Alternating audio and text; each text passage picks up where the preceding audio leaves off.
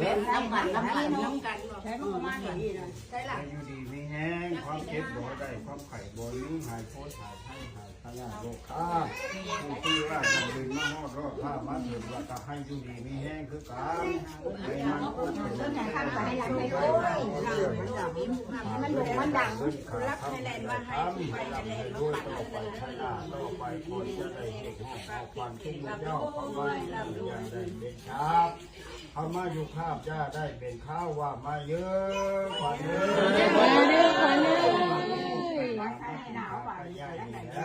มีทั้งขนมขนมมีทั้งเครื่องต้มของหวาน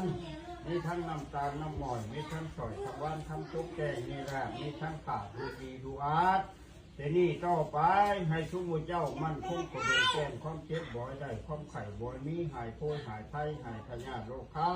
ปีไม่มาฮอดแล้วก็ให้ทำมาค้าขึ้นให้ร่ำให้รวยเด้อชาธุมันเป็นน้ำหอมกันฮะมันโด่งมันดังต่อไปเลยนะเห็นอยู่อย่างนี้มันให้คนหอมได้หนักมองอะไรที่พ่อก็เห็นอยู่ติเห็นโอ้มัดแขนเด้อมัดแขนมันเป็นมัดเอาก้อนโคตรมัดเอาก้อนเดี๋ยวหมอผู้ใดมาจะเป็นนักหอมจะเป็นนักหอมอันนี้เดี๋ยวหมอคนหนึ่งมาจะเป็นหมอผู้ใดใช่หรอจ่ามาได้จ่าได้เอาให้คืองานนั่นนี่ผู้เป็นนักหอมน่ะคนมัดผู้นี้บ่มัดมีกับมาเป็นน้ำหอมมัดตัวคนมัดตัวคนมัดมุดตัวคนใส่เงินน้ำแดงยื่นแขนมาลูกยื่นแขนมาทีละใส่เงินเนาะนี่ให้พ่อผ้าพันมัดก้อนเขาว่าเนี่ยทำนี่ได้ละใครได้แล้วยังจะเขาให้ดีแห้งค่อยๆไว้ได้เข้าไข่บ่อยได้ผู้ที่เป็นต้องไปเป็นนี่ก็ให้ดีพอเข้าไปแล้วมาผูกพันพันไว้ให้เจ้าอยู่ดีแน่เด้อนะเด้อเขาเจ็บเจ้าจะได้เขาไข่เจ้าจะมีไข่กายขาดพยาธิกายหายเขาเป็นนักฮ้องในเมืองไทยให้เจ้าดวงเจ้าดังให้มีผู้หักผู้แพงให้มีผู้เบิ่งผู้แย่งให้มีFCละลายได้ล่ะเด้อมันเงินไอ้เข้ามาลูกใส่ต้อต่อฝั่งนี้มาให้ผมใส่กล้วยใส่กล้วยเอานี่ละ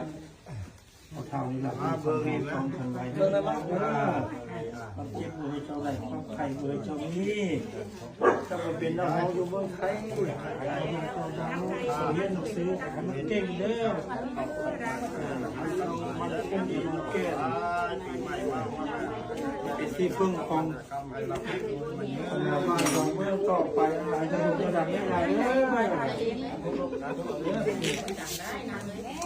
นี่ล่ะตั้งอยากเห็นเอาไว้ให้เจ้าหลังเจ้ารวยด้วยนางเด้อรวยอยู่แล้วไปตั้งแต่อย่างนี้คือมาช่วยเฮ้ยเจ้าเด้อไปตั้งตัวนี้คือมาช่วยสร้างสงปากข้างให้เราได้เงินเตะคำด้วยนางเด้อให้เจ้ามันเจ้าเยื้อเหลียวหน้าเจ้าลูกข้ามเหลียวหลังเจ้าหลังขุนเป็นเด้อให้เจ้ามันเยื้อมันเยื้อได้ได้ค่อยมาฉันวันดีอีเด้อป่าได้เจ้ามาแต่มาอยู่ด้วยอยู่บนไปป่าเมื่อวานแต่จะให้มีคนหักคนหมอมีคนหักคนไปทำมาในโยนชื่อนี่บ่ให้ทานมานี่ไอ้เจ้าเป็นนักการมันโดนมันในบ้านในเมืองเลยทั้งเสียง